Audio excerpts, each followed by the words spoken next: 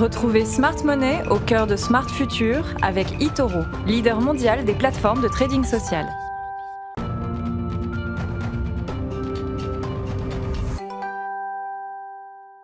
Smart Money, notre chronique sur les secteurs, les marchés d'avenir. Bonjour David Derry, bienvenue. Vous êtes analyste de marché chez eToro et vous avez choisi aujourd'hui d'explorer le monde en 3D.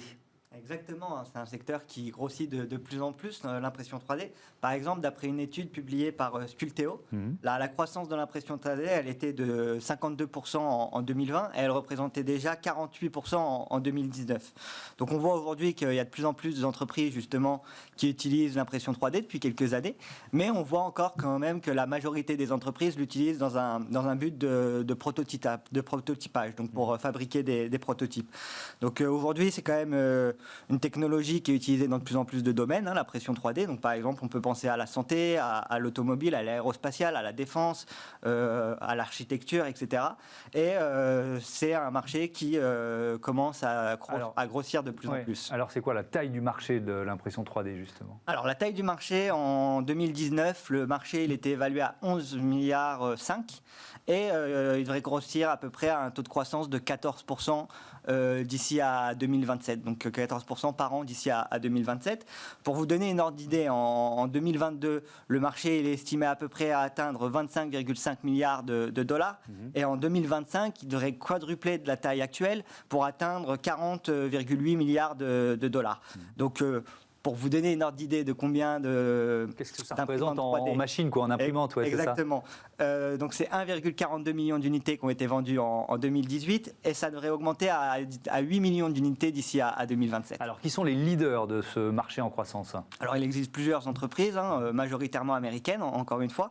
Alors quand on parle d'impression 3D, les grands acteurs qui nous viennent en tête, c'est souvent HP, ou 3D Systems qui sont les plus grosses, mais après on a d'autres entreprises aux États-Unis comme Stratasys, comme Anydesk ou même Canon qui s'intéressent à ce secteur. Et puis en Europe, on a quelques acteurs aussi. On a par exemple en Allemagne la société qui s'appelle Voxeljet, qui est une société qui s'occupe de ce domaine-là, ce secteur-là. Et en France, on a le groupe Gorgé, qui est une des sociétés cotées en bourse et qui justement opère dans le domaine de la 3D.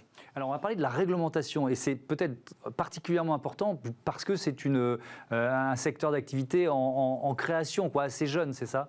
Exactement, et puis c'est essentiel la réglementation pour vraiment accélérer le développement de l'impression 3D.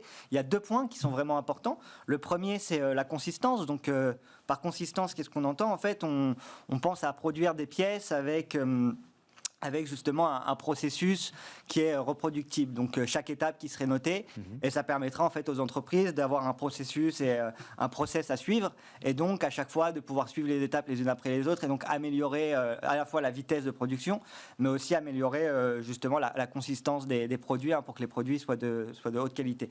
Ensuite, on a aussi les normes réglementaires qui sont importantes. Par exemple, on parlait juste avant de différents secteurs comme le médical, comme le spatial ou ce genre de choses. Et donc, il est indispensable que les technologies soient certifiées et qu'il y ait des normes réglementaires justement qui encadrent ce domaine. Donc, à l'avenir, on pourra avoir notamment une réglementation sur 3 points principaux. Donc, les matériaux qui sont utilisés dans l'impression 3D. On pourrait avoir de la réglementation sur le contrôle de processus de fabrication, donc qu'est-ce qu'on a le droit de faire ou pas. Et puis enfin, le dernier point, c'est bien évidemment la certification des imprimantes 3D. Donc secteur en croissance, on investit ? Alors, est-ce qu'on investit? Ça dépend de tout à chacun, mais c'est un secteur qui est bien évidemment assez intéressant à suivre. Aujourd'hui, on voit vraiment que l'impression 3D il est en train de changer le paysage industriel. On voit souvent à la télé ou sur Internet les maisons justement construites en 3D. Mais aujourd'hui, c'est vraiment un secteur qui va disrupter de plus en plus d'industrie et qui va permettre aux gens de s'envoyer des plans en quelques clics de boutons totalement en 3D. Et donc, on voit aussi que de plus en plus de départements dans la recherche et développement investissent des montants assez colossaux quand même dans ce secteur-là.